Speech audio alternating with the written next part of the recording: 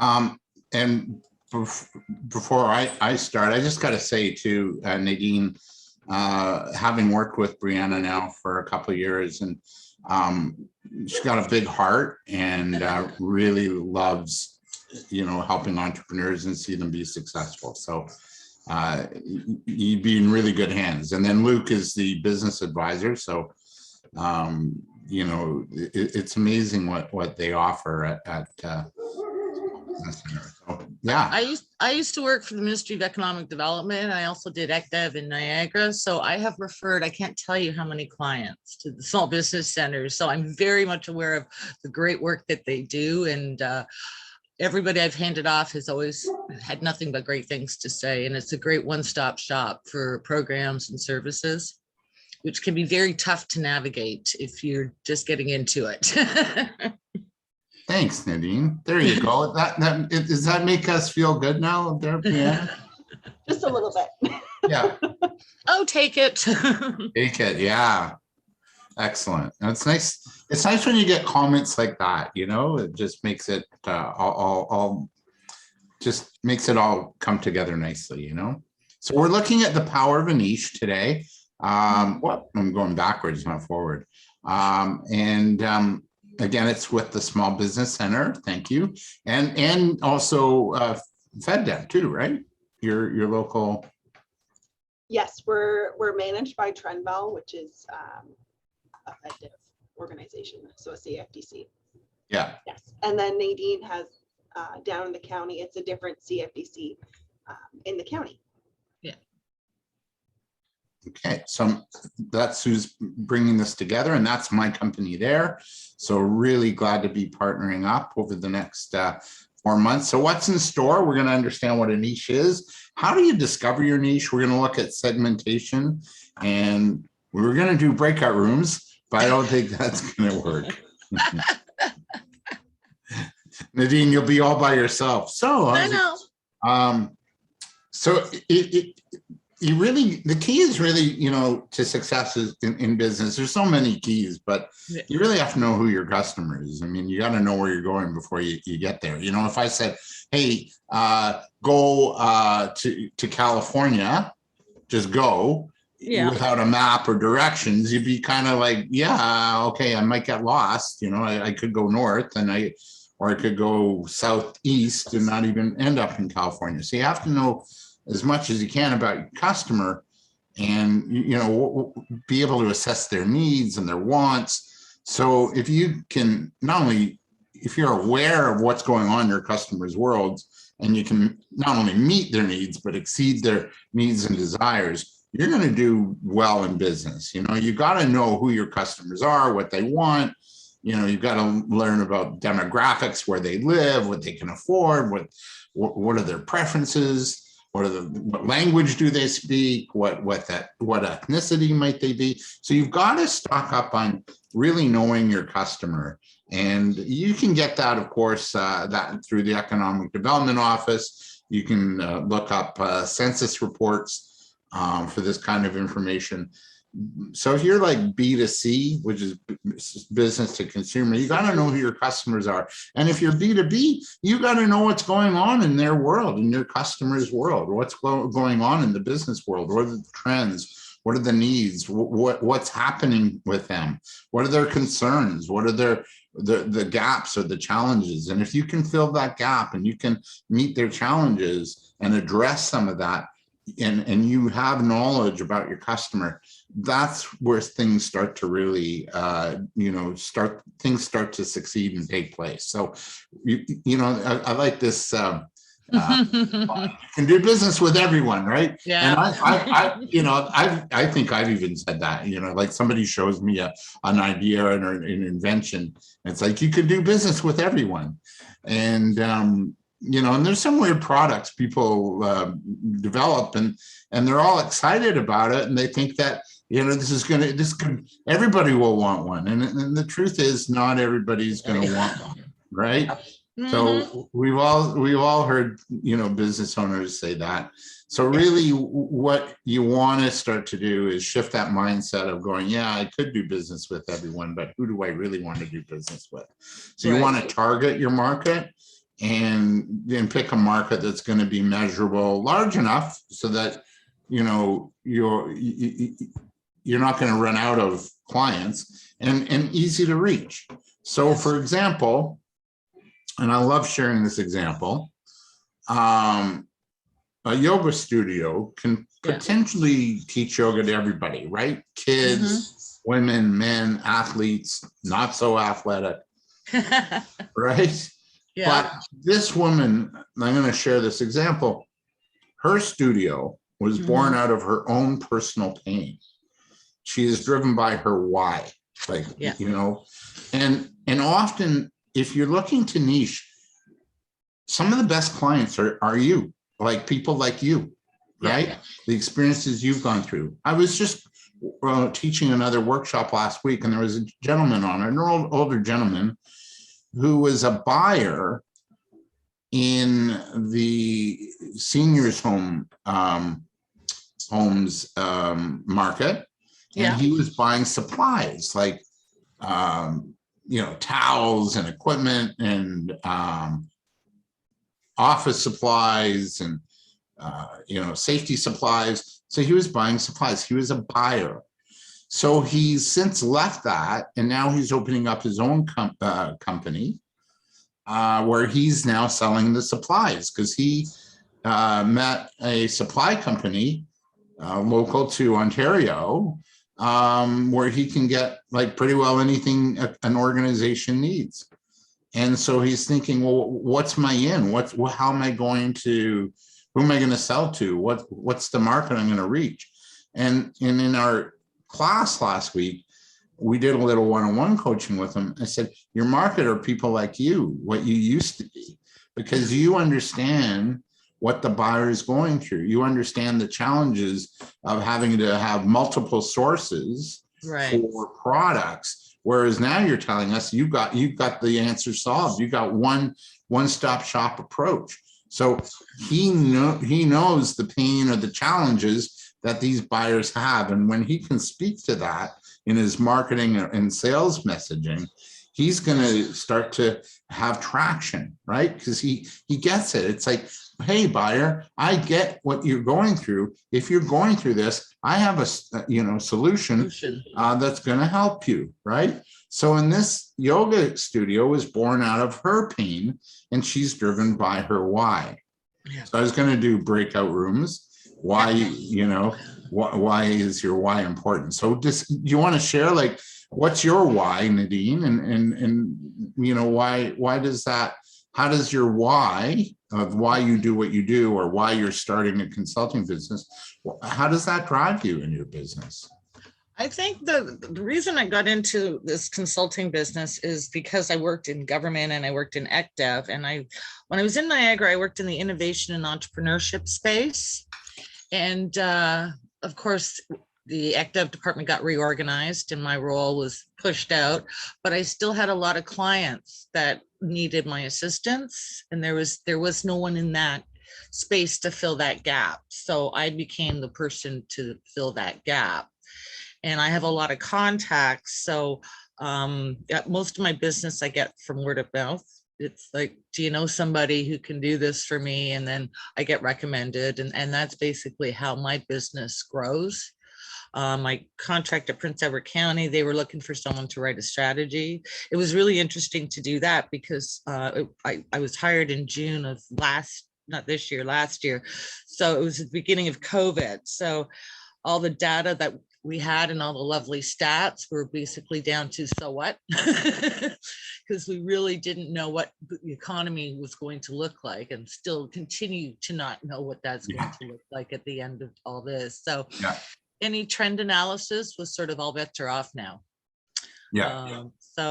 But yeah, that's really what drove me, is that I had clients, and I love working with small businesses and post-secondary and nonprofit organizations. So I found that I'm really good at this. I tend to have a great success rate with my applications. And it's also a skill I use in the chamber and stuff when they're applying for money. So it's something I've used a lot. And I guess because I used to write the funding programs and read the applications and do the recommendations to ministers. So I have a really strong understanding of that space and what they need to see.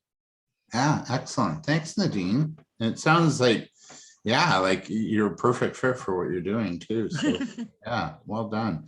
Brianna, what drives you at the business center? I know you've got the passion and the heart for entrepreneurs, but why, what is it about the entrepreneur's journey that you feel like, speaks to you? I grew up in the entrepreneurial journey. My parents have owned their own business now for 31 years. I think last year was their 30th anniversary. Wow.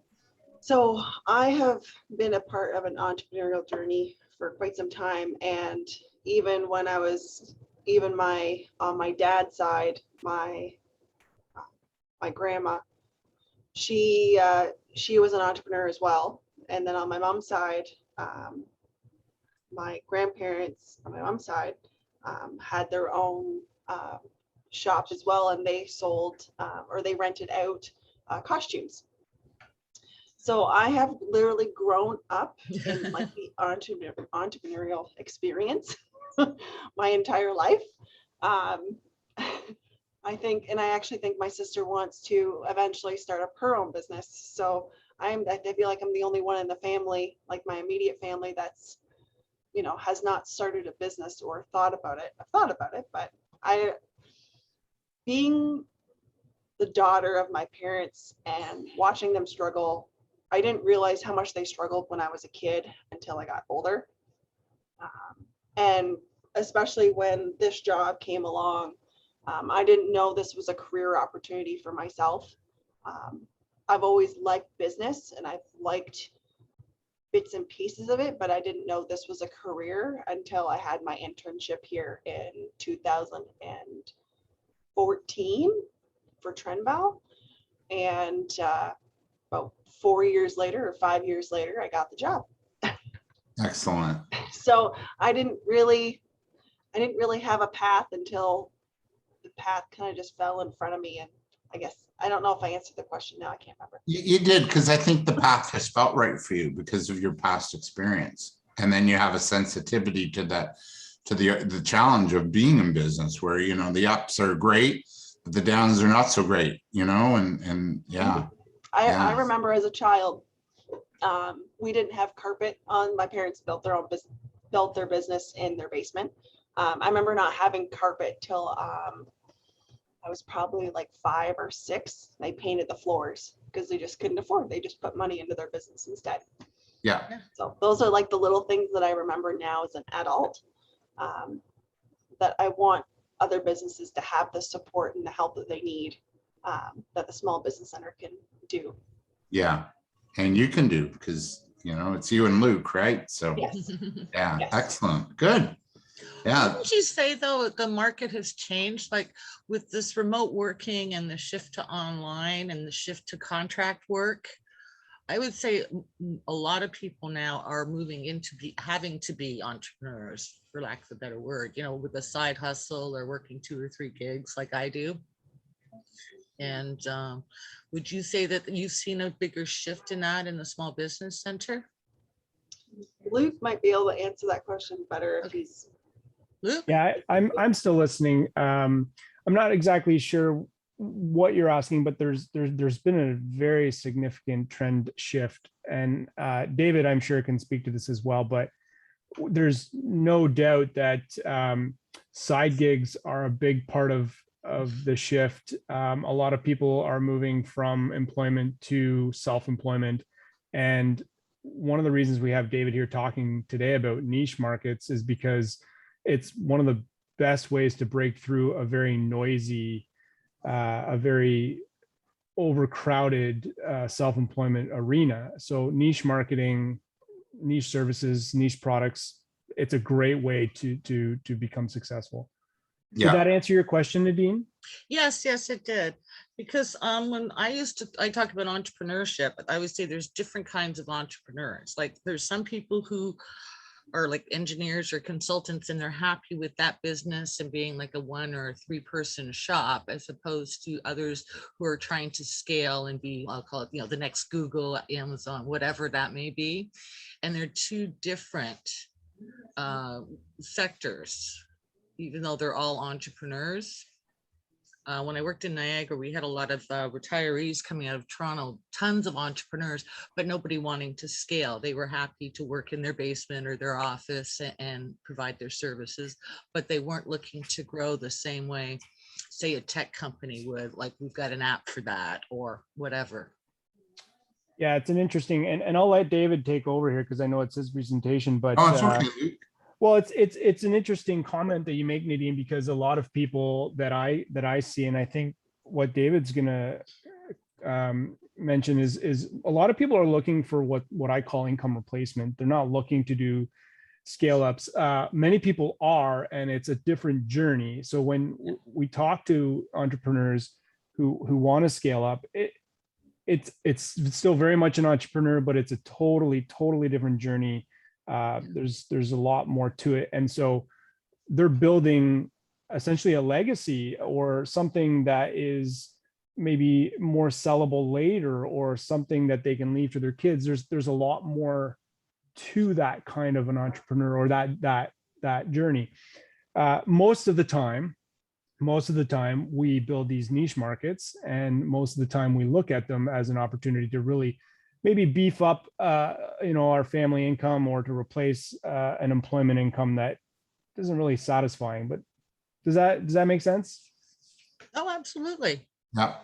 But Luke, let me ask you this. The ones that are wanting to scale up and the ones that are just want to have a bit of status quo, do you see a difference in the age gap? Because I do. I think the ones that really want to scale up are usually younger, but once you're kind of past that 45, 50 mark, you want to just sort of maybe take it a little bit slower and easy. Slow and steady wins the race, as opposed to when you're younger, you have a little more drive, passion, and energy. What's your take on that, Luke?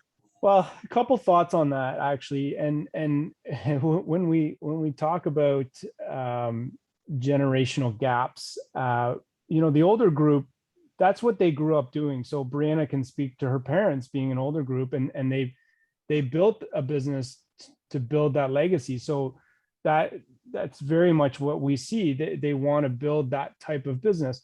The younger generation, they're happy with a self-employment income that gives them what they need. They're not striving for more in the same sense. But those keen ones, the next Googles, the next tech companies, the next major manufacturing breakthrough, the next software breakthrough, will very much, I believe, come from a younger generation, because they have the tools that they're willing to adopt. They have the support systems that are in place. They're willing to grow their networks. Older generations typically have their path and their direction, and they're set and committed to it, whether it be scaling up or otherwise. So a couple of things to consider there: that a younger group, a younger generation, more agile, more open to change, definitely more open to a bigger vision. Yeah. Thanks. I So, have an exception to that rule. I have a client, Bob, who owns a company called Hamel, and it's a welding machine shop kind of company. And he's in his 60s now, but in his late 50s, he went into agricultural processing equipment because he found a niche there with the wineries. It all started with a winery that's owned by two sisters, and they needed a barrel turning system that they could operate because wine barrels are very heavy. So he built an aluminum racking system that they can actually, it's really cool if you ever go into Two Sisters, because it looks like they're floating. It looks like floating barrels on the wall, but they can actually operate them. So he found that there's this whole other market out there for processing equipment in the agriculture space as it continues to grow. So I got him funding about 4 years ago to do microgreens harvester to automate this process. So he needed money to design and build one, and he was taking it to the greenhouse show. Anyway, in that time period, he built 3 because he just couldn't keep them on the floor long enough. And they're all custom, so they're expensive. And he's just doing booming business. Just before COVID, hit, he was in London, England, doing a deal to supply the UK market, and he's got a co-manufacturer there. So his business is booming, and he said, I wish I'd done this when I was in my 20s. He's just passionate and he's excited, and he can't wait to see what the next step is, you know? Yeah. Yeah. And I see that too. And, you know, I think it just depends, you know, there's, there might be some trends, but I think it really depends on, you know, if you stumble onto something like that would get you pretty, you know, excited and ready to rock and roll, right? Yeah. So, yeah, thanks. Wow, Luke, are you okay if I didn't mean to ignore you, so if I bring you in, are you okay if I do that again? Yeah, absolutely. But I must apologize ahead of time. I'm dealing with a couple things at once, so I'll let you know when I'm in and out. Okay. But absolutely happy to add to the narrative, David. All right. I just don't want you to feel left out. Okay. Not at all. Yeah. All right. David, So really, I want to let you know as well. We've got Nan here, and she's just popped on about 5 minutes ago. I just want to let you know. So we do have another participant. Nan, if you have any questions at all, you're more than welcome. Just unmute. And we just got started, Nan. Yeah, so. And just, you know, it's more of a kind of an open conversation. This is, so if you have any questions at all or anything, just start chatting. Yeah. So now I'll kind of go a little, you know, through this. So really important to connect to, you know, what's your why? Why are you getting into this business, right? What motivated you to start this business? I'm just going to check the chat. Yeah. Okay. Thanks, Luke.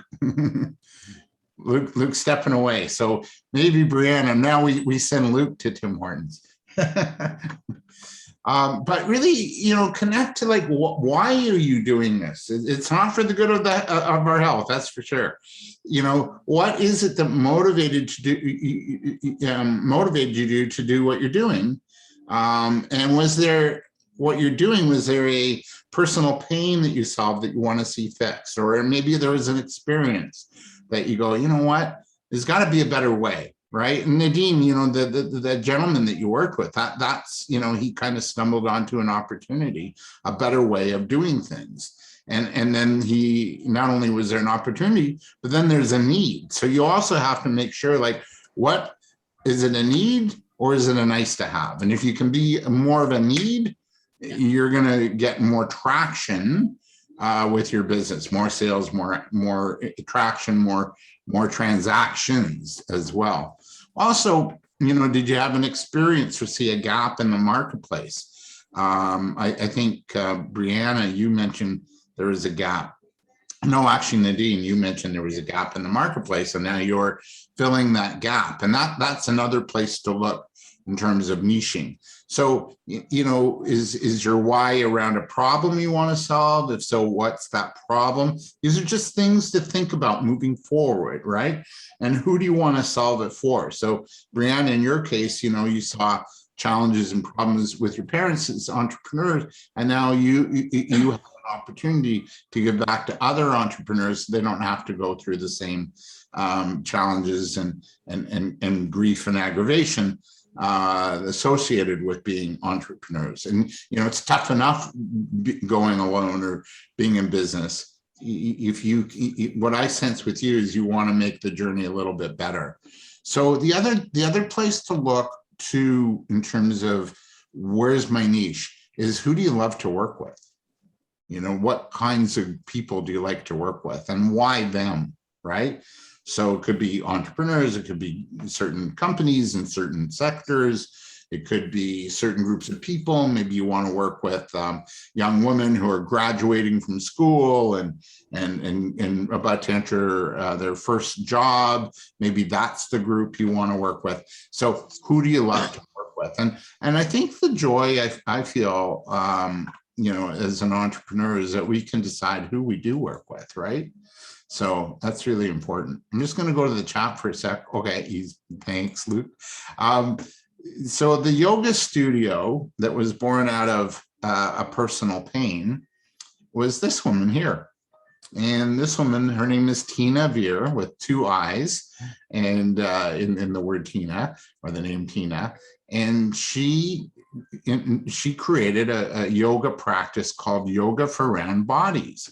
And this is a true niche market, true niche market. And so it's really, her journey was really quite amazing. It was inspired by her own experience. She went to a traditional yoga studio, and she's a plus size woman. And when she did yoga at this traditional yoga studio, she felt judged. She didn't feel warm and welcome. She felt she stood out from the rest of the participants in the class. And she just felt like yucky after going there. So she went back to her place and she went, man, I'll never go back there again. That was really not a nice experience. And she started to think, like, was it the body image thing or the shape, or, what was it that felt off? So she started to call and do a little market research and call a few plus size friends of hers. And she asked them, has this ever happened to you? You know how we are, like, if we have an experience, we talk to our friends. Is this, what would you do here, right? So that's what she did. She sort of talked to some other plus size women about their experience, and they said the same thing, very similar. No, we don't like going in. We just feel not very comfortable, not very, supported, right, when we do yoga. And then she said, so if there was a yoga studio that focused on, you and, and your body shape and everything, would you come to it? And they said, yeah, you open it today, we'll be there, right? So she did that homework and research, and she trademarked the name Yoga for Round Bodies. And again, it was inspired by her own experience, right?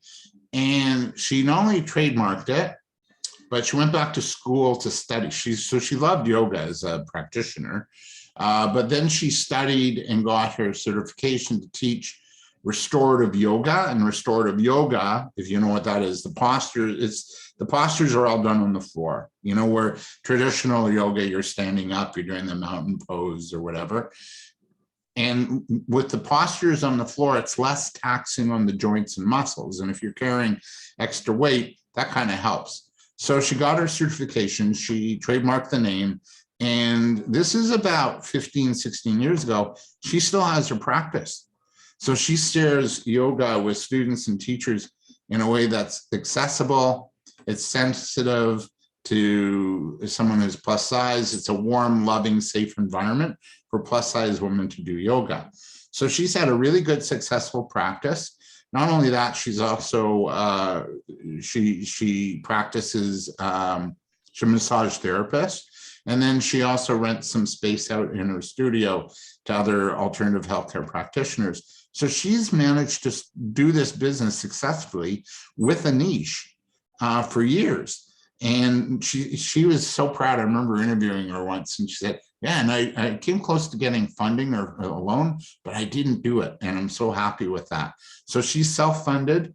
And the thing with her focus of plus size woman and how it was born out of her own experience is she's built up such a name for herself that the media, if they want to do an interview with someone who's expert with plus size women and understands like self-esteem issues and body image issues, they go to her for interviews because she's built up such a reputation. So she's thought of as a thought leader now in this market. Now, not only does she teach, but now she's actually, in the past few years, she's packaging this concept, selling it, and you can buy the rights to be a yoga for round bodies instructor. So she's selling this concept to other yoga teachers throughout North America.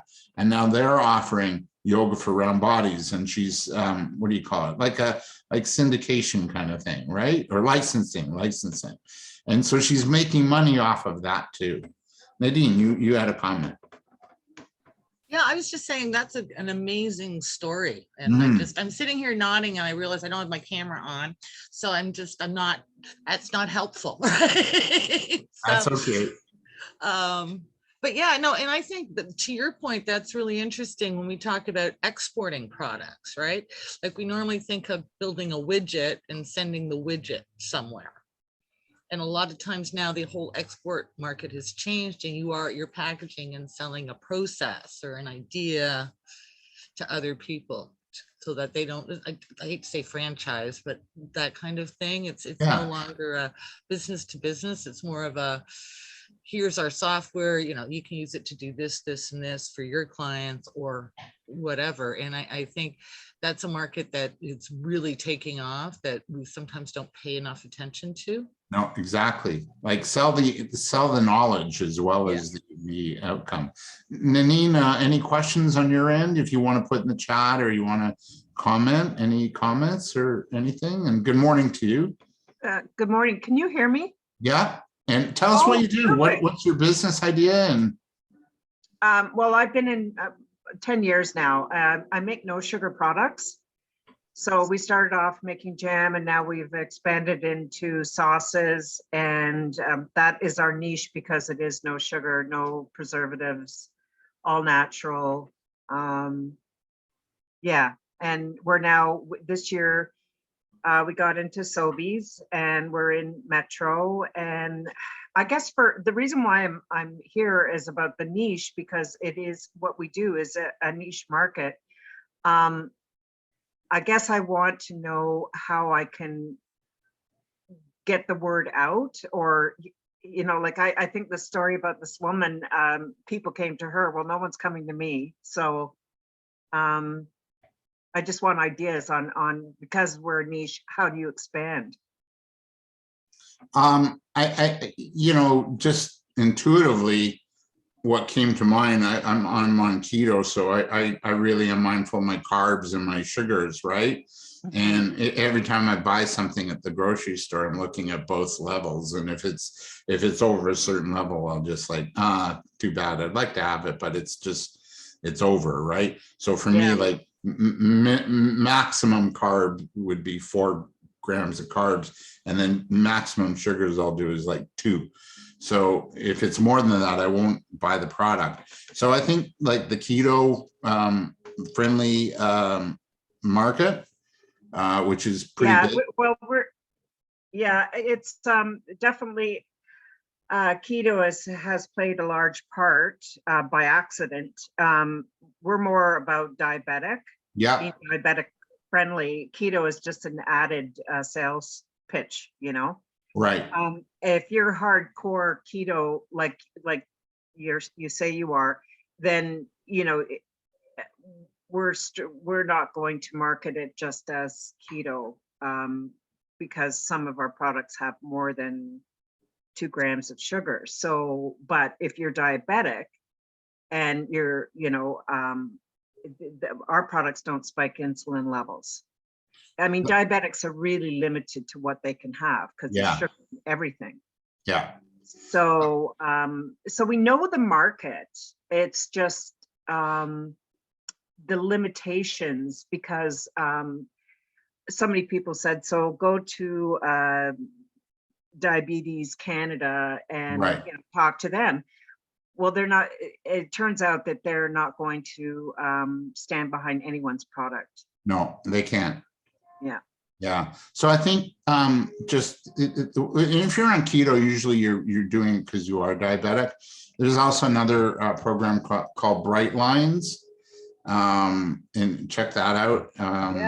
Yeah, it's called Bright Lines Diet, and if you speak to like nutritionists, people in the nutritionist realm, that are working with their clients on Bright Lines or keto, you can maybe get some traction there. The other thing that comes to mind too, having been in the pack, like I used to be in marketing and promotions in sales, and I did a lot of work with packaged goods companies.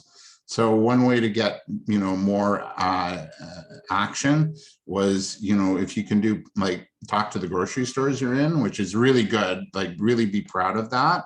But, you might want to do like point of purchase displays if they're open to that, or, talk to them about end aisle displays or. Yeah, we definitely, we've got that because we're local. Like that's how come we're in with Sobeys, is because it's a local program. Yeah. And same with Metro. So that's been huge. But you have to, you have to continue that momentum, and that's really entirely up to who's managing that store. Yeah. in the meantime, I'm trying with our social media, we're trying to get out there and tell people about the product, let them know about this product, because there really is nothing out there, anything close to what we make. Oh, wow. I get it. You got to send me your link to your website. I want to see this. Yeah. So I think just like, talk to them about, end aisle displays. You could do also too, like an on pack. I'll give you an example who did that. Sorry, I didn't catch that. An on pack. It's called an on pack. So Billy Bee honey, a few years ago, you bought the Billy Bee honey, but wrapped around was a little wooden honey spoon, right? And that's an incentive for the buyers. If I remember, this is maybe 10 years ago, Lubriderm, the hand lotion, came out with a new launch of a garden garden version of Lubriderm. So when your hands get, you're in mud and muck and everything, it's those hands that have had a workout. And what they did with their, I think they didn't do an on pack, but they did a near pack, which means, if you bought 2 things of Lubriderm, you got this a little metal shovel and a metal fork for free with the Lubriderm logo on it. So if you can start doing or thinking of those kind of ideas, or maybe you can even go to those stores and meet the people coming down that aisle and do sampling, so you can get. With COVID, we haven't been able to do that. Right. Hopefully that will open up again, because that is huge. We definitely do in-store demos when, before we were doing in-store demos. So so there are companies that do that for you. One's in-store focus. There's another I did work with a couple of years ago, so you can actually hire them to do that. The other thing I'd kind of look at too is maybe to get like a distributing company to rep your line. Yeah. Because it's I know, but it's so hard to do it all by yourself, No, I do get that.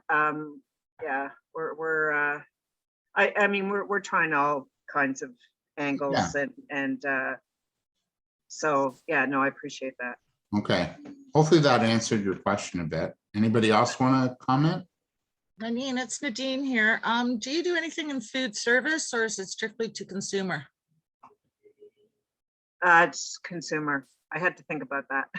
Yeah, because of with your focus on like diabetic and healthy eating, I would see a huge opportunity with maybe a private school, like a cafeteria or something along that line. And you also don't have to worry about marketing or getting your product name. You just need to get the quality of the product out there.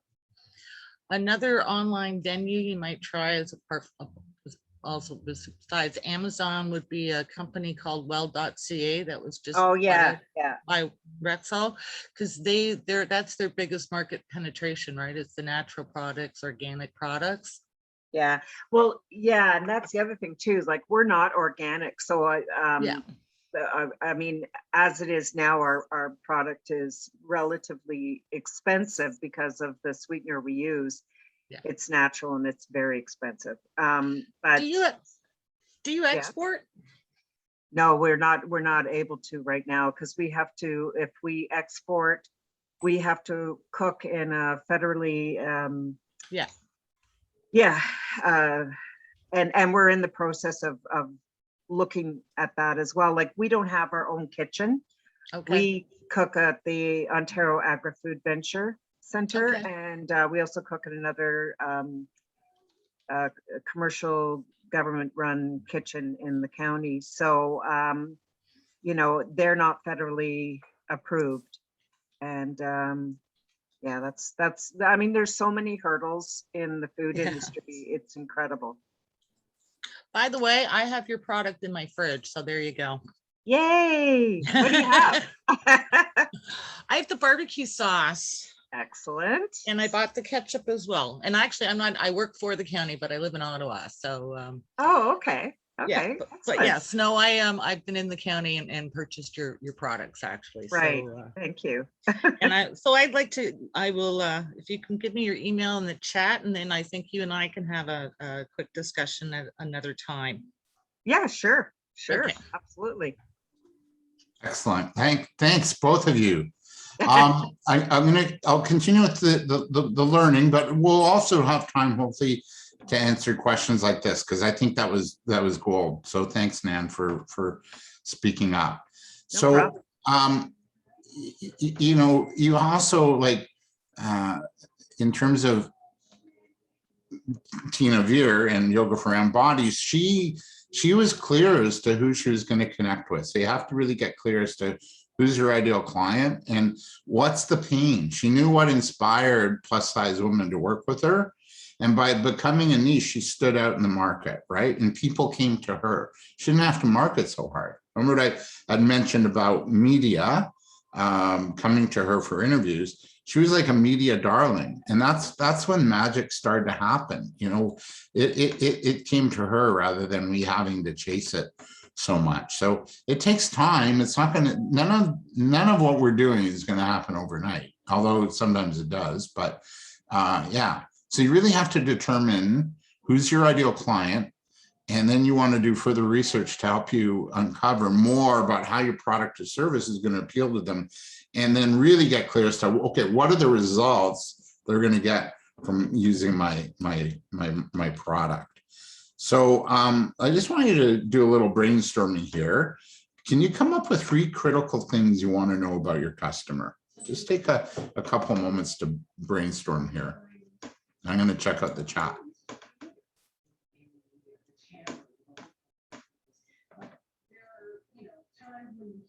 I'm just gonna step out. I need to run to the restroom. Okay.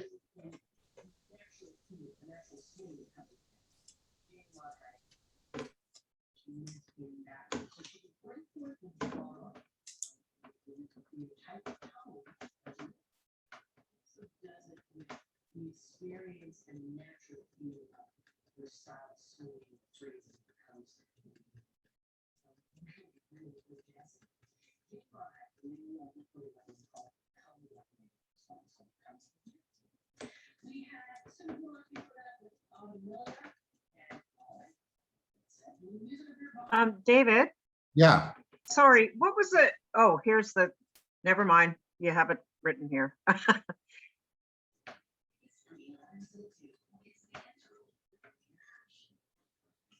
All right. So what are 3 things you want to know about your ideal customer? What do you want to know about them?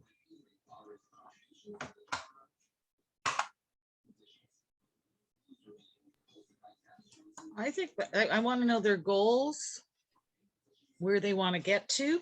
Yeah. I want to know what their expectations are of the strategy or the funding I give them. And I want to know what their biggest pain and what their biggest hurdles are. Yeah. To get to those goals. Yeah. And their fears. Yes. Yeah. Because I have a goal that I'm working on. Yeah. And my fear is showing up. Yep. Right. I'm okay doing this, but then with this big goal, and I've got to work through that. Yeah. How about you, Nan? What are 3 things you want to know about your market? How much money they have. Yeah. Oh, of course. Budget. Do you have it? Right. Yeah. And, Yeah. you know, they're, because it's food related.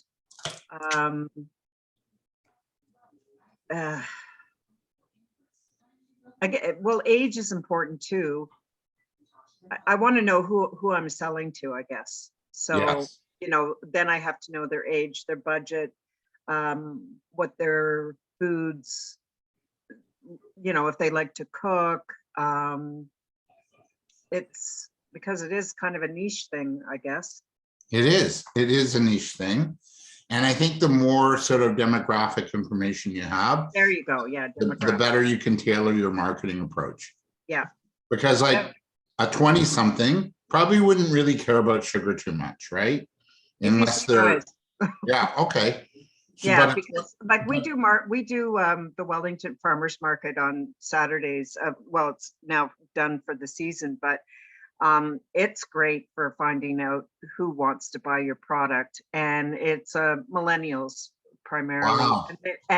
But it runs the gamut, because then you have other people, like I'm 60, so in my age group as well, that are have health issues, and a lot of people that just want to get down to or back to like clean eating, simple foods, Yeah, yeah.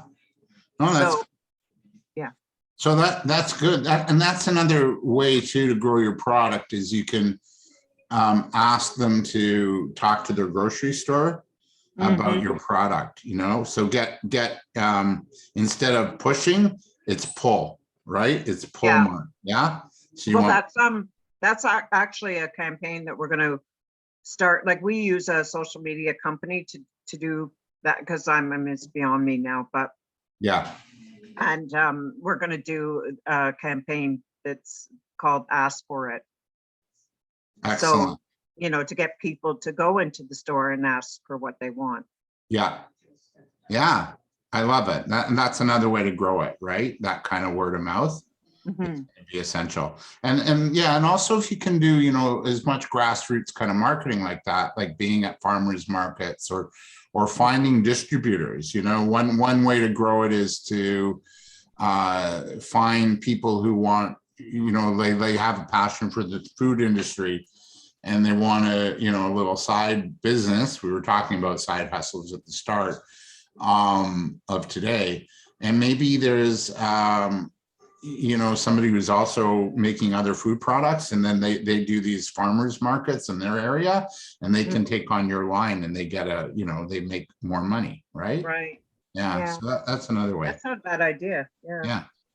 Yeah. Nan, what's your width like? How many stores could you comfortably supply?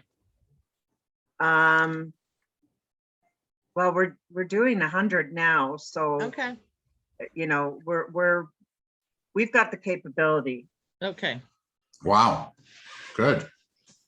Yeah. I'm going to show a little video to break up the workshop teaching part.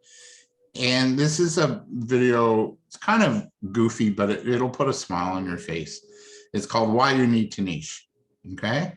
And it's a video done by a marketing consultant. So at the end, he's going to promote his business a little bit. So I'll cut out, but this is why you want to start getting into this mindset of like, niching is going to pay off.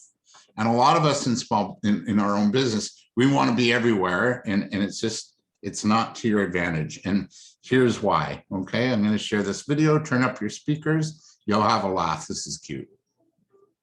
It's just loading. Oh, here we go. Want to talk to you about marketing. Okay. I'm not getting enough clients. Hope you can hear it. That sounds frustrating. Can you start by telling me what you do? I sell a supplement product called Amazing Green Juice. Got it. Amazing Green Juice. Would you like to join the company? Pardon? If you sign up as a distributor, you get a big discount on the prices. I understand why. This is not the usual MLM. This one is different. Let's slow down for a minute. Okay. So you sell this product. Are you selling it? That's the best part. This can help anyone. So your perfect audience is? Everyone. There are almost 7 billion people in the world. It could help them all. I want to reach everyone. Would you like to sign up under me? There's a special. So your target market is the whole planet? Yes. Okay. I think this may be your problem. Most businesses fail because they have no idea of who they are trying to reach. I know who I'm trying to reach. I'm trying to reach everyone. Right. And this is where things break down. When you try to be everything to everyone, you end up being nothing to everyone. You can't please everyone. After all, if your target market is everyone, then how can you know where to find them? Or how to word your marketing materials to them? Or where to advertise? Does this make sense? No. What? They are easy to find. They are everywhere. I can advertise anywhere. I thought you were broke. I am so broke. I can't even afford a pancake. I am hungry. Will you buy me a pancake? No, I will not buy you a pancake. I want a pancake. This is ridiculous. I will not buy you a pancake. You can take the money you would have spent on the pancake and buy me a bottle of amazing green juice. No. You can live on just amazing green juice forever. No. It is alkalizing. No. It is 100% raw. No. It is certified organic. No. Please stop. It affects you and heals you on a cellular level. What does that even mean? Do you have any idea what it means? That is marketing fluff. It doesn't mean anything. It is also fully certified fair trade. And it is vegan and gluten-free and no trans fats. Why would there be trans fats in a green drink? There aren't. So, you're broke. Yes. And your target market is everyone. Yes. So you can advertising anywhere and everywhere. Yes. How will you afford that when you can't even afford to buy yourself a pancake? Oh. Do you see the problem? Yes. Thank you. I will do all of my marketing word of mouth and grassroots then. I will spend my time instead of my money. Do you have any idea how much time it would take you to reach 7 billion people? I don't care. I am on a mission. This is my life's purpose. I will do it. Even if you only spent 1 minute per person. I will do it. That's 7 billion minutes. I will do it. That would take you 13,318 years. During which time you would still be broke because you would never sell anyone your product in 1 minute. 13,000 years without even being able to afford a pancake. Oh. So do you see why narrowing your target market might be useful and actually save you time and money? By choosing one group to focus on, it will help you spend every penny and every minute on something that is much more likely to get you business. Okay. Good. You have realized that you need to focus your marketing on a narrower group than every human in existence who has ever lived. This is a good start. Next, we will talk about how to identify target markets that can work best for you. We will look at the difference between a good target market and a bad one. Okay, I thought it was kind of cute, eh? That was great. Yeah, thanks, Luke. Yeah, that was cute. I like that. Yeah, and he's Canadian, this guy too, so that's good for us. So you know, you want to start to have your idea of who your customer is going to be, and you want to begin a process of asking questions and finding out more about them and their needs. So, man, like I get you want to grow and grow big, but you got to, you know, kind of bring it in and just do one thing at a time, right? That's manageable. Oh yeah. Yeah. So, you know, and I love that campaign you're thinking of writing, you know, or starting. That was brilliant. So by asking questions of your ideal customer, by doing some homework and research, this is a starting point of a good market research survey, right? So you've got to know what's going on in my customer's world. And Nadine, you mentioned it, you know, what are their challenges? What's the problem? What's the pain? What's it costing the client, right? By not making a change, right? Or what's it costing them in terms of money or lost sleep or poor morale at work or whatever it is, what's it costing? And same with you, man, with your products, like what's it costing you in terms of your health and your sugar levels, and, you know, by not, you know, maybe looking at new products. So you want to be able to ask that and find that out from your customers. You're going to say something. Who, me? Yeah, no? No. Okay. So on a scale of 1 to 10, you got to ask your clients, how bad do they want to fix the issue? What are their goals, hopes, and dreams? What are their budgets? Nadine, you asked that. I love that question. You know, do you have the budget? It's like, you don't want to waste time if they don't have the money. Are they doing anything to solve their current challenges? Are they working with someone now? Are they happy with their current vendor? Would they be open to a second opinion? What's the outcome they want to achieve? So you've got to start to think, like, what are some good questions to ask that you want to find out from your customer base? So it's really important. Just moving forward, any questions on that? So where do we now begin to look and find our ideal client, right? Where can they be? Where can I find them? They're not here, and I think that's downtown New York, Times Square. Well, maybe they're there, who knows? So the first place to look is, what market are you playing in? So there's three types of markets. And a market is a group of people that buy, that they're potential buyers of a product or service. And there's three markets. There's a consumer market. So, Nan, that's where you're playing. You're more focused on individuals and households who buy goods and services, you know, to sort of support their life, right? So usually drug, grocery store items are the most common, but then there's, you know, furniture and electronics and home entertainment and whatever, heating, air conditioning, all those are consumer oriented products, right? And then the others are the industrial market. So you're going to be in that. Are you focusing on individual organizations, companies, nonprofit agencies, or groups that buy and purchase products or services so they can do the job they need to do, whether it's producing goods that they're making, or it's you know, helping them be more efficient, helping them sort of manage people more productively and proactively.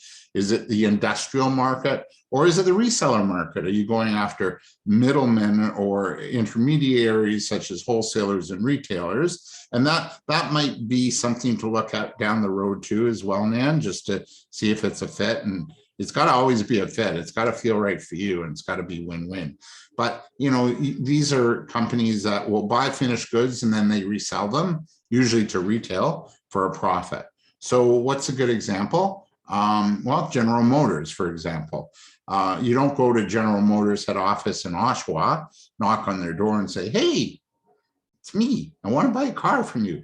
They're going to say, you know, we'd love to sell you a car, but you got to go to one of our dealers, right? And that's where you go. You go to a dealer, you buy the car, right? Now, General Motors, are they advertising to the consumer? For sure.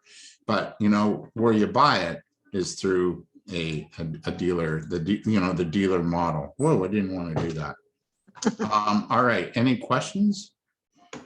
So, you know, if you're B2B, business to business, you know, identify the kinds of businesses you group with. What are the industry sectors or sizes of companies that you want to focus on? Maybe you're looking at a size of a company, right? And this demographic information is available at the business, you know, the Small Business Center in Belleville. They probably have a Scott's directory that you could use. And the Scott's directory, either it's online or a hard copy, will list all the companies in your geographical area.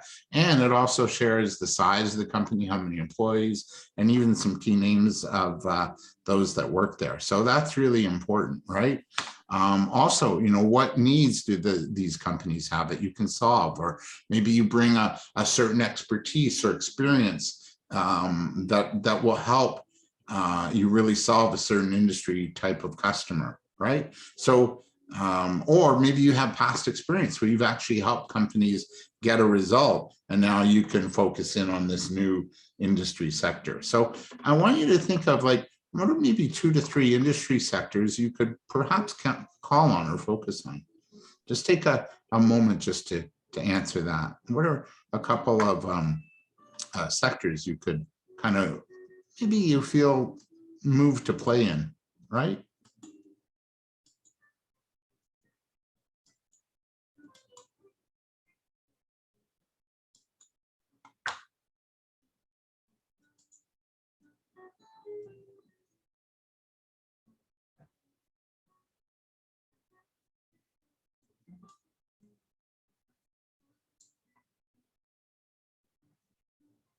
If you're B2B, this is if you're B2B, who would you like to work with?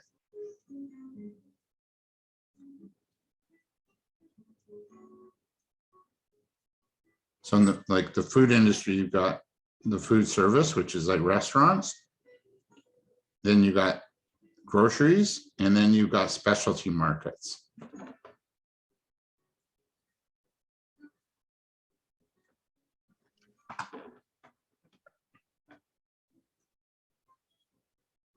Okay, any answers? When you say specialty markets, so that would be like if we wanted to get into health food Yeah. markets. Yeah, Yeah. okay, that's definitely one of them. The smaller independent type stores? Yeah, we use yeah, That's definitely one. Yeah. I mean, that's how we started, really. Yeah, that's a nice sweet market, you know, and they're probably a little more loyal than the big chains, right? 100%. Yeah. Yeah. And well, if they believe in your product too, it's a big difference. yeah, and if you service them well, Yeah. and say, hey, we're going to help you also sell our product, you know, so you do the point of purchase displays. Maybe you go there when things open up more, you go there on a Saturday and you do taste sampling and Oh, you know, yeah. Yeah. right, things like that. Yeah. Yeah. All right, good. So like the reason I asked, like, you know, what kind of industries do you groove with? And I mentioned it before. I was in this promotional products, incentives, and premiums industry for a number of years in direct sales. And my two industries that I spent most of my time hanging around were packaged goods companies and tech companies.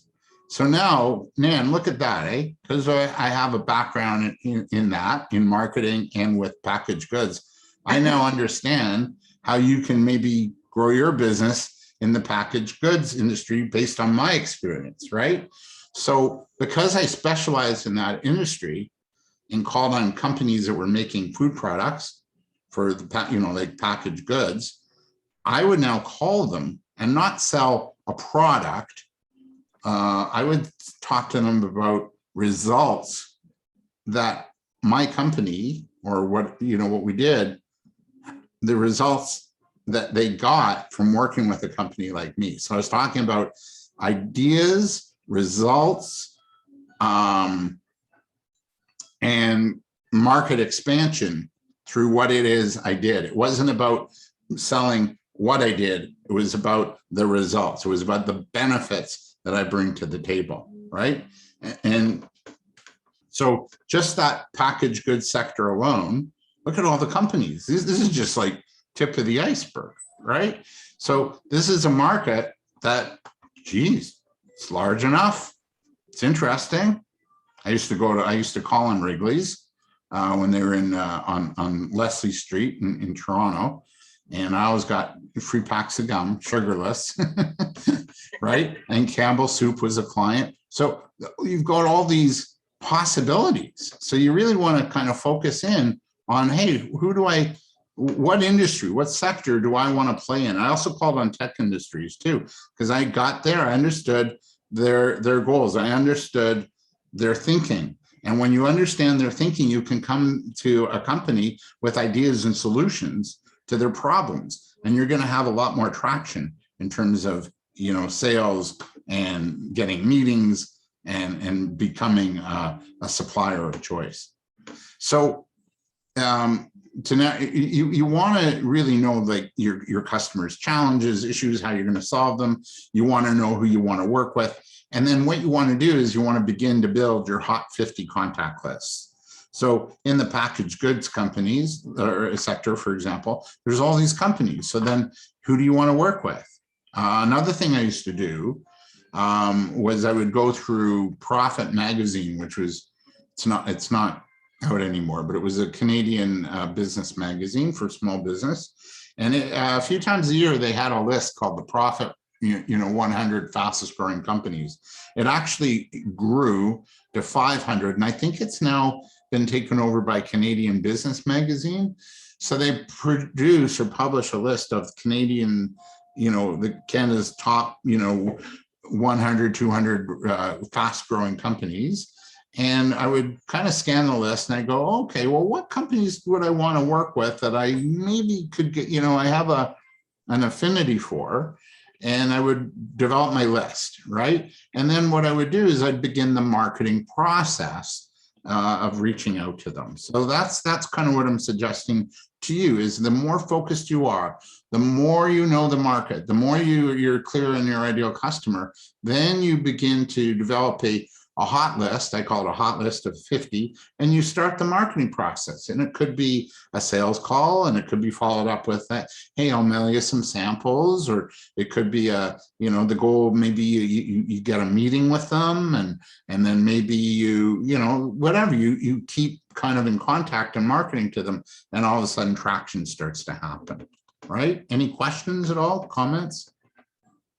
Now, if you're going after the consumer market, your approach is different. One of the key reasons is you can't call a customer, like a consumer, due to the do not call list. However, it's fair game if you're business to business, call until the cows come home, right? So one of the things with the consumer market is have your ideal customer in your mind's eye, right? That's like who's your customer persona? Who are they? Is it somebody older? Is it somebody younger? What do you know about them? What do you think they need? What do you think they want? And how you market them is going to be very different from how you market to a company, to a B2B, right? So you got to think of different ways you can reach the consumer market. Studies actually show it takes 9 to 12 contacts to reach your clients. So you want to vary your overall marketing approach. Now, since meeting is in person is a bit of a challenge, you want to get FaceTime, Zoom time, maybe. If you can meet in person or online, you want to get that meeting. But maybe your marketing approach now is doing talks or podcasts about what it is you're doing. Or maybe you go onto Facebook and you do a Facebook Live where you're talking about, hey, here's our new product. We're so happy. And, it's getting really good traction. If you know anybody that's got, issues around diabetes or, wants to cut back on their sugar and eat clean, this would make a great Christmas gift, right? So you do something more online, right? And using your social media strategically as a way to connect. So you always want to be connecting, educating the consumer, educating the public at large, right? I mentioned personas, and if you are B2C, who's your ideal client again, right? What's your ideal client type? And what do you know about them? So I've got pictures of different people here. When this woman with the blue shirt and glasses, what do you think of when you see her? What do you think she would need? If that's your ideal client, what do you think she needs? Any ideas? What's up for her in her world? So you want to get into your customer's world, right? What do you think this older woman wants or needs? I think everybody went on a break. Okay. Sorry, I was away. Yeah. What do you think she needs then? What do you think? What do you see? What do you think of when you see this woman? What do I think about her? Because that could be your ideal client right there. Oh yeah, totally. Right? Yeah. So she probably has, she looks like she's pretty healthy. So Yeah, she's enthusiastic. Yeah, enthusiastic. Probably wants to maintain that health quality of life, right? Yep. Probably looks like she's pretty friendly and maybe would cook for her grandkids so she could use your products, right? Yeah. Oh, 100%. Yeah. Yeah. And she looks like she's really outgoing and probably could be like a spokesperson for your products, right? Mm-hmm. Yeah. She looks like me. Yeah. Okay. Wait, it is you. That's the first thing I thought of. I was like, man. Oh, Nan, I've been using this. Yeah, right. Where's my royalties? Yeah, sorry. In the mail. I wasn't going to say anything until you said something. So I was like, yep, I'm still piping up right now. That's a good one. And what do you think of when you see this woman in the middle? She could be my client too. Yeah. Like that's definitely someone, a right age group. Yeah, she looks professional. Yeah. or this guy on the right. Him too. Yeah. But maybe a little different sort of need, a different, you know, a different vibe about him. He looks a little more relaxed and he's got his headphones, you know? So, Yeah. yeah. Like I said, you'd be surprised the people that we, that it constantly surprises me. You know, who you think wouldn't buy and who does buy. Yeah. Yeah. So these are what's called, you know, like personas of your customer or avatars. Yeah. Like this, you know, woman on the bottom with a binder. Yeah. You know, young, energetic career woman, right? Would you say? Looks like she's up and coming, happy. Yep. Yeah. Looks like she works in technology because you see the wires in the computer. Yeah.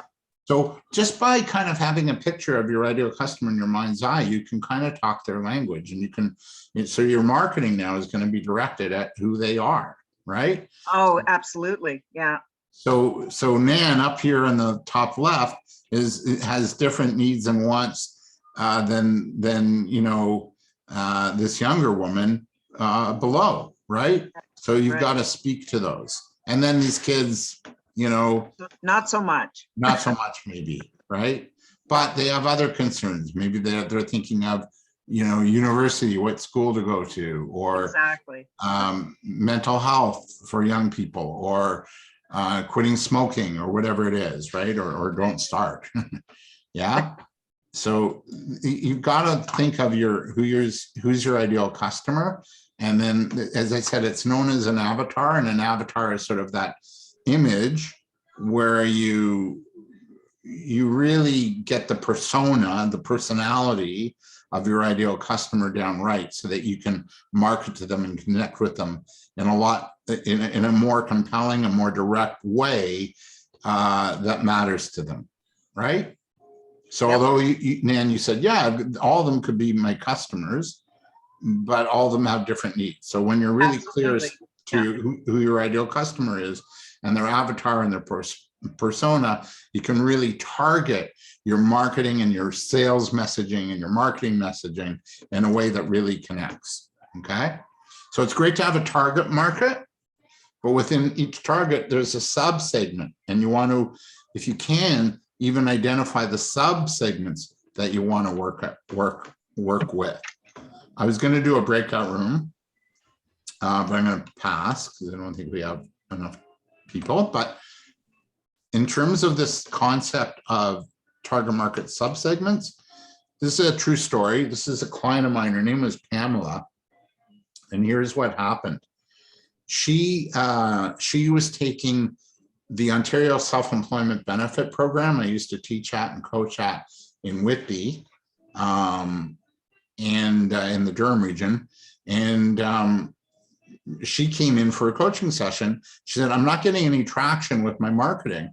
And I asked, we sat in the boardroom there at Essential Communications in Whitby. And I said, so Pamela, who's your ideal client? She said, oh, that's easy.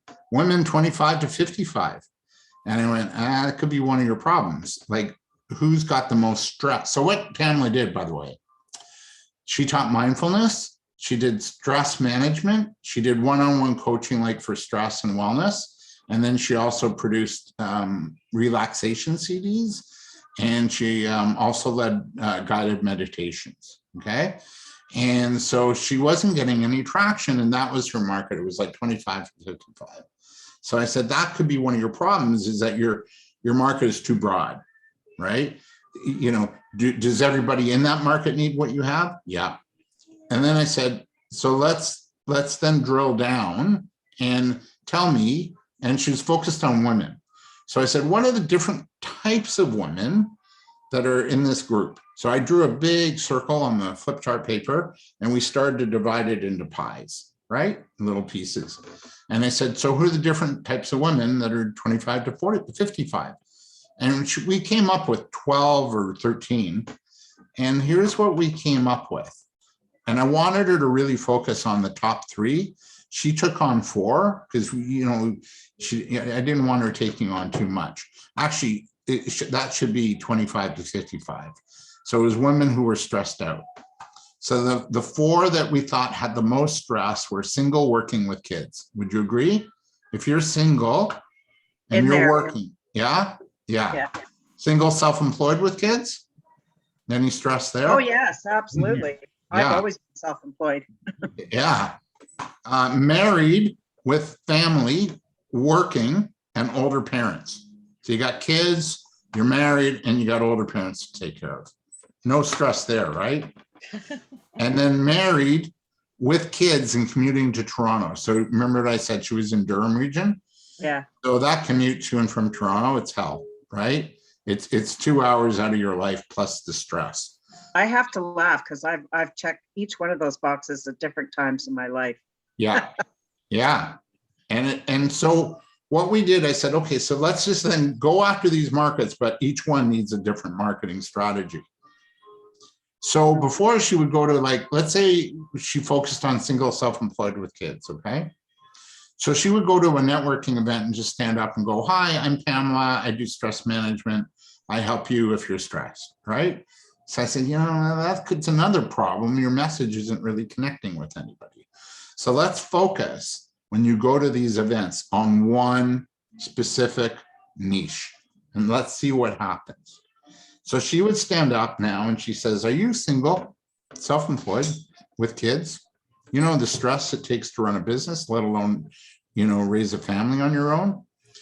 What I do is I offer mindfulness training, stress management classes, meditation, relaxation CDs, and everything to help you ease your stress and get your life, your vitality, and your energy back. I'm Pamela, and I'm your anti-stress. So what she did is she singled out the market. She understood that, the stress related to that, and she identified the products and services that she offered. Well, what happened now was, instead of, just being very general and not hitting anybody in that room, now she hit maybe 3, 4, 5 people each networking event she went to, because there were 3 to 5 people that were single, self-employed with kids. So then what happened was they started to come up to her and say, oh my God, that's you. Do you have a CD I can buy? Blah, blah, blah, right? And they started to work with her. Why? Because she identified them. She wasn't going after everybody. She wanted to go narrow the focus. Now, could she go to another event, where married women were there and talk their language, or where single working women were? So now, once she was clear as to who she was going to go after, she could design her messaging, but also design her marketing approach. Any questions at all? Is everybody learning? That is actually very helpful for me, because I that's why I thought that little clip that you with the funny one with the 2 people, and she wants to hit everyone in the world. That's definitely me. But it's not to say that I can't do it. No.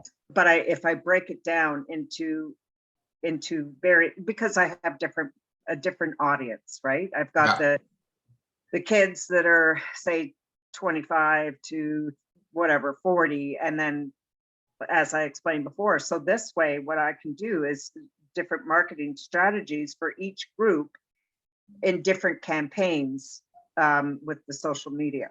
Yeah, Brianna and I are shaking our heads. Yes, I see that. No, that's great. This is hugely helpful. Oh, good. That's what we want, Brianna, right?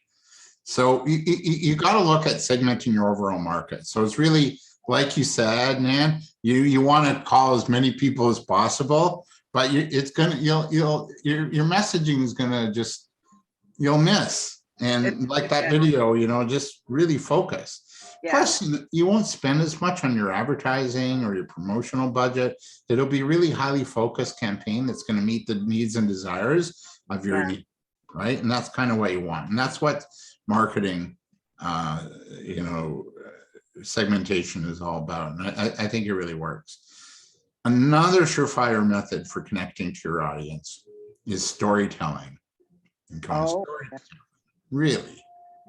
So this has become very popular in the past few years. And the story formula I like is the Pixar storytelling formula. It's called the Pixar Spine. And it's their way of telling a story. And it's based on Joseph Campbell's The Hero's Journey. And one movie that definitely was a hero's journey was Star Wars. I mean, there was Luke Skywalker and young Luke, of course, in the first one.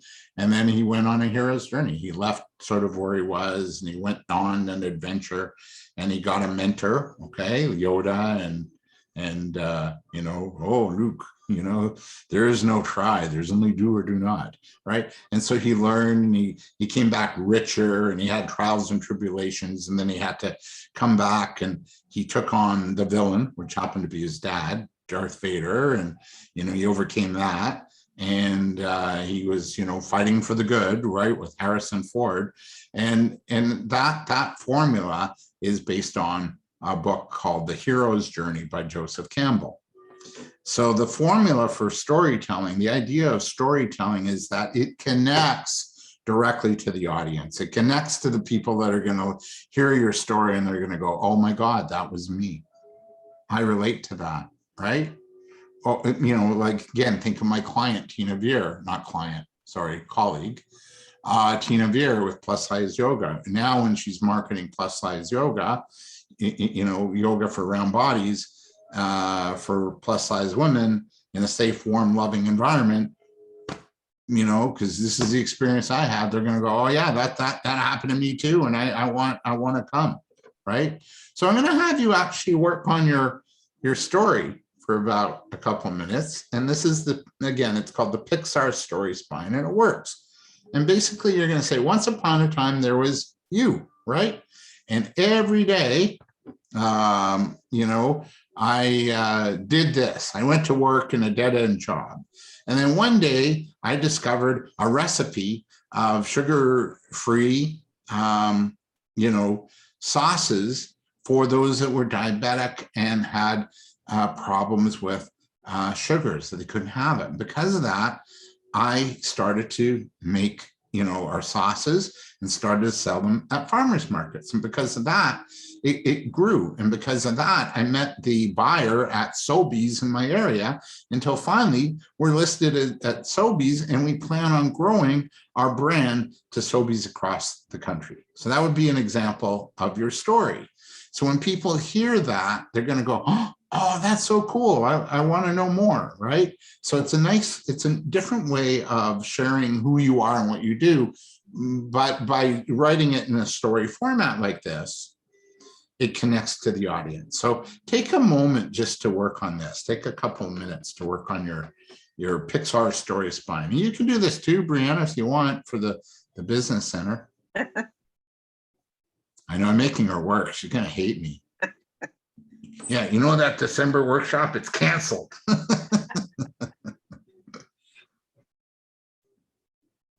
Happy New Year. No more webinars in the new year. Yeah. Or you'll be like the soup guy in Seinfeld. No webinars for you. Get out.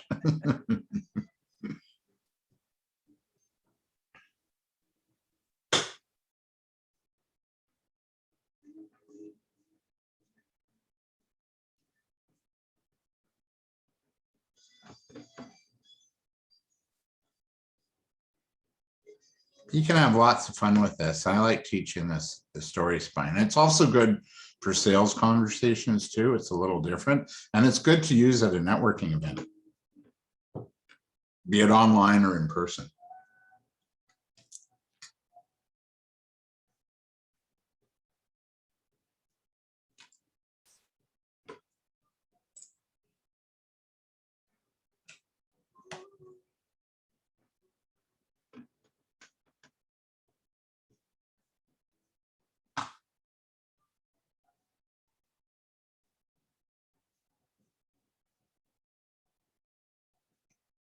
Another minute, and if you have one and you want to share, I'd love that. If not, we'll move on, and you can work on this. I was wondering actually if, because I already have a story, to share it on a website. I don't know. I just wonder if it'd be too much. if you use this sort of formula, because it's pretty short and sweet, Yeah, it's not. I've seen people use this formula on their Yeah. website. yeah, okay.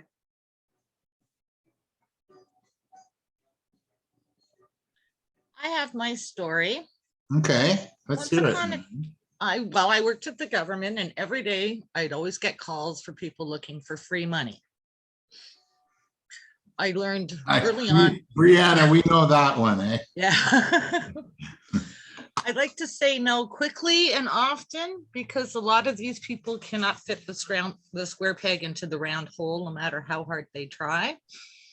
So because of that, I keep a list of all the funding that comes up and circulate it to my clients that may be of interest. And finally, because I've successfully landed a few funding agreements and helped friends or colleagues with it, that my name gets around. So people will actually come to me for that service. Excellent. Good work. Yeah, I have a colleague in Richmond Hill. His name is Igor Chagrin. He has a company called Fair Grant Writing. So Yep. FA. You might want to connect with him and tell him, use my name. Yeah, he might be a good connection for you too, Nadine. Okay, Igor. So I'll put it in the chat. Okay. Oh, perfect. Thank you. Yeah, you're welcome. So good stuff. And Nan, do you want to share yours, or are you okay to do it? You can email me later if you want. Oh, really? That's like work. Okay. Do you want to share your story then? Well, basically, once upon a time, I took a vacation to Prince Edward County, and I met a person that was selling her business. And because of that, I purchased the business. I don't know what else to say.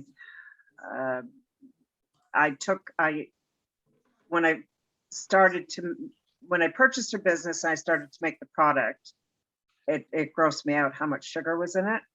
And because of that, I strive to find a way to improve the product and make a healthier form until finally, and I just kept at it until I don't know what to say. Okay, but work on this. I really challenge you to do it, because I think you'll get some nice traction from it.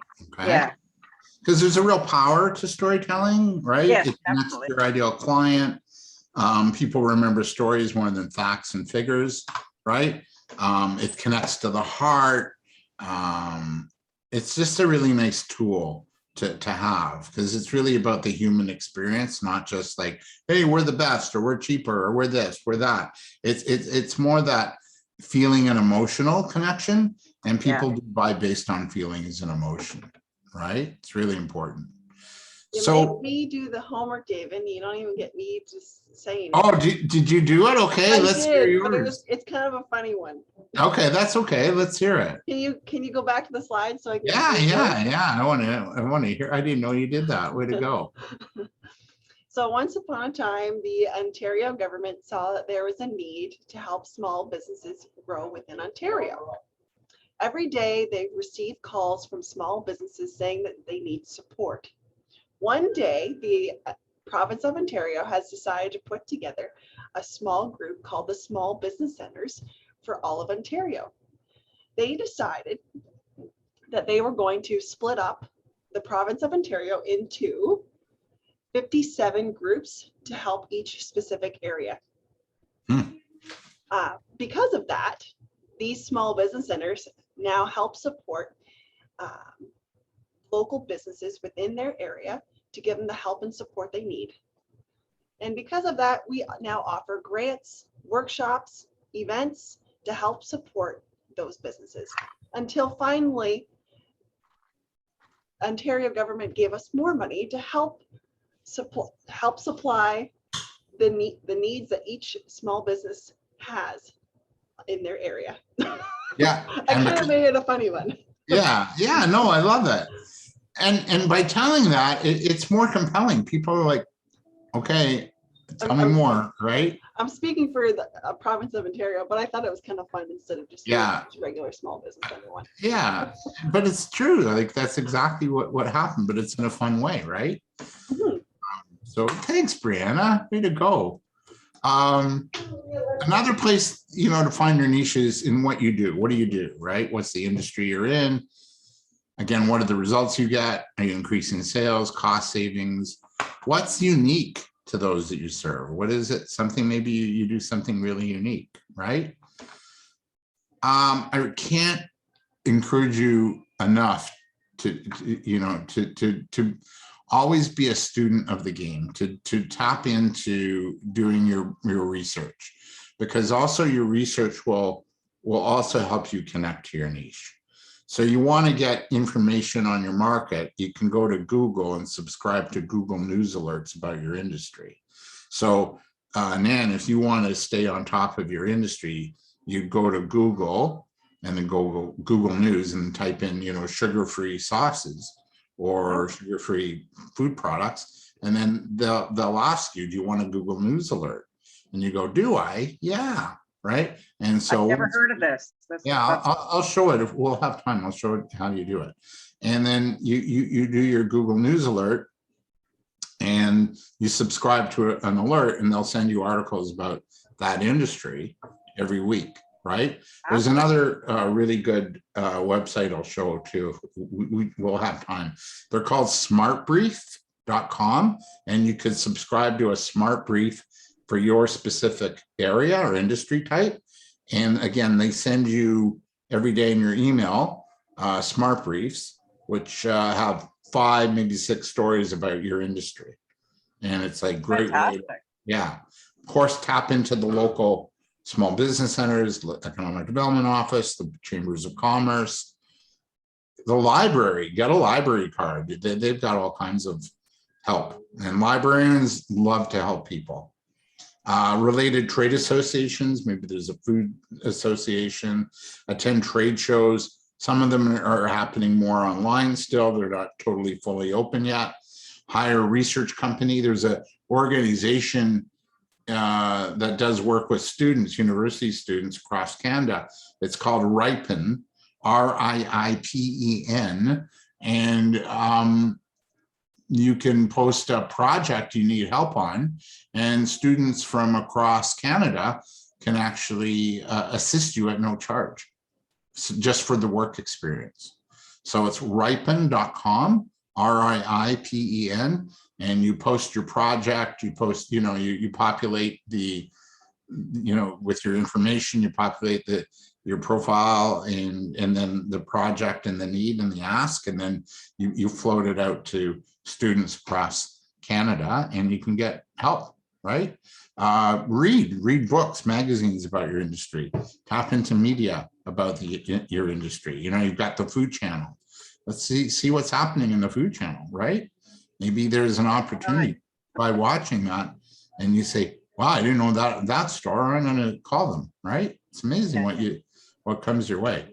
You just have to be open, and it comes in weird moments. And maybe have a pen and paper to write it down, or speak it into your phone when it comes. So like you record your voice, right? So any questions? Are you getting some value from today so far? Everybody's happy? I am. Okay. All right. I am too. No, it's great. Thanks. You're welcome. Here, I'll just share some darn good niche examples. Just to show you what I'm going backwards. I like this one. This came out a few years ago. Mompreneurs. Their niche is right in their name. So they do. They're a networking business organization for moms in business. It's like beauty, right? And the woman on the right, if you recognize her, I don't know if you're my age, but when Much Music first came onto the scene, there was a VJ named Erica M, a video jockey, and that's Erica M. And she has a company called Mommies and Me or something, or she's into this market now. So that's a good example of a niche. Another is the food coach. You know exactly what she does by her name. right? So she does food coaching, deals with behavior, physiology, nutrition. This is actually a friend of mine, Sabia, who owns it, and her niche, she tells you exactly what she does, right?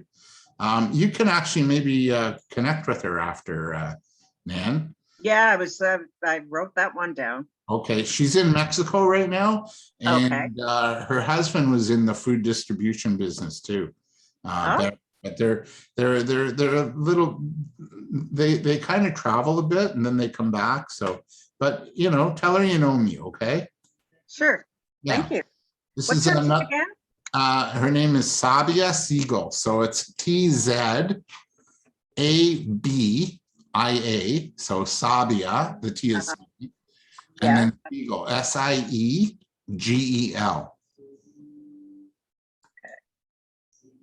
Okay. We're both Scorpios, so we always call each other and wish each other a happy birthday. Is that what Scorpios do? Well, we're just friends, and yeah, I don't know. Yeah, it's nice. I'm Capricorn. Okay, it's coming up in January, right? Yep. No, December actually for me. December. I'm a Christmas baby. You don't get ripped off, do you? Like at Christmas? Geez, it's the first time ever. Worst birthday ever. I know.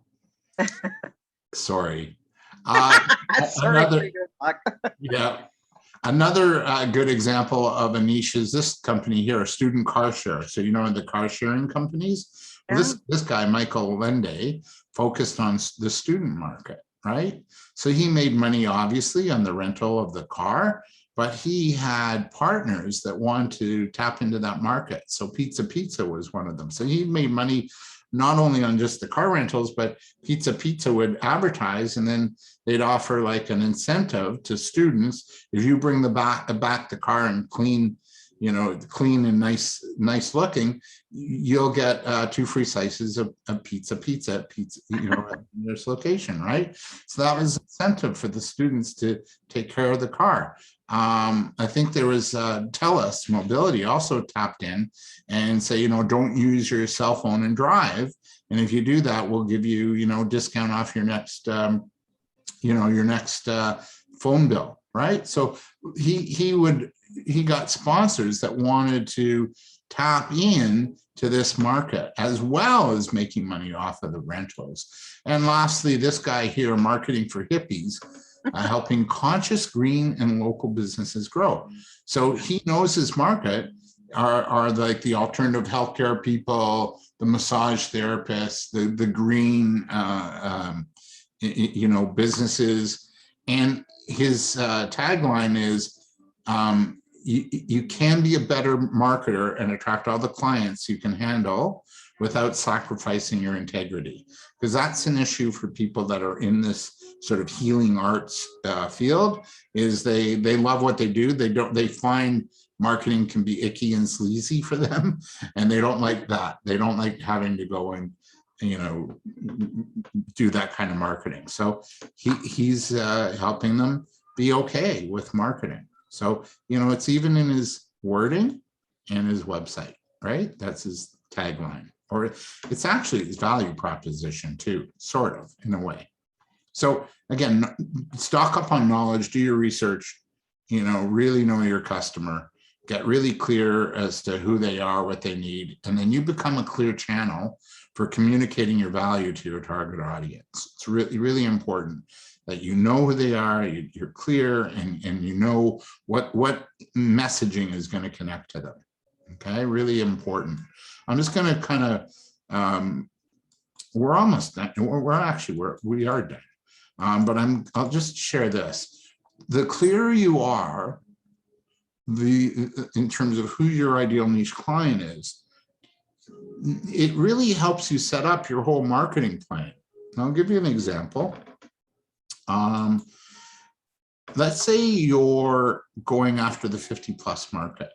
Okay, so think of your niche when marketing. So you want to think, okay, well, great, what trade associations do they belong to, right? So if somebody's 50+, like that older woman, the woman that looks like you, Nan, maybe they belong to CARP, right? That's another place you can sort of check into, by the I way. don't even know what that is. CARP is Canadian Association of Retired Professionals. Oh, wow. Yeah. And they have, you know who's behind it, actually? Talking about Erica M and Much Music is Moses Neimer.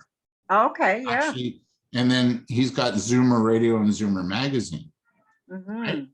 So yeah, here, right? So, so CARP is, maybe you want to maybe look at joining that or becoming, you know, going to an event, an online event, and seeing if there's a fit. Healthy over 50. Just getting the magazine for me and just seeing, because that's definitely an age group as well. Yeah. Oh, What's for in sure. their advertising. Yeah. And you can have like coupons in the magazine, and they can bring it to their store. Healthy over 50, you know, groups like that. Where now, and then, so by knowing what business groups or associations, you might join them, right? Hang on. Thanks. You might join them, or you might advertise, or you might attend one of their events or trade shows.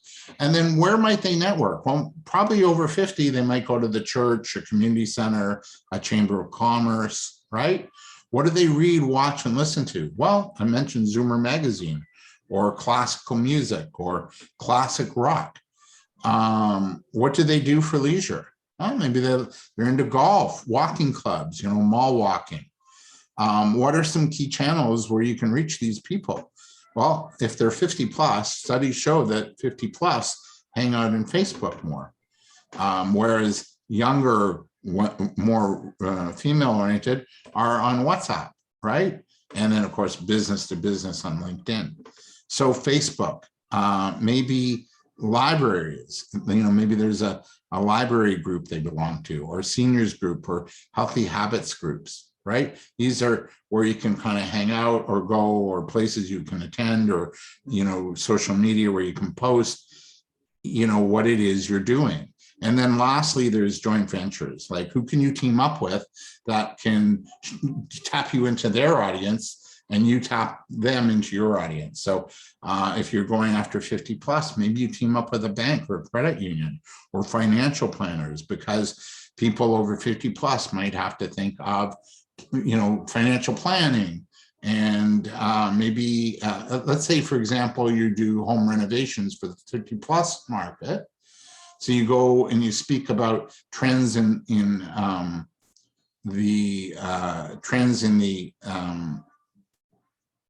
that industry with the bank, right? So looking at fixing up your house so you can resell it.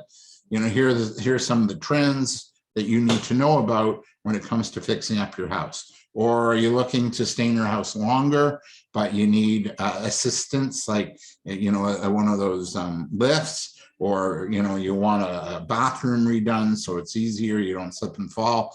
You know, you can team up with the bank. They can bring you in. You could do a little webinar or a little, you know, promotion with the bank, so that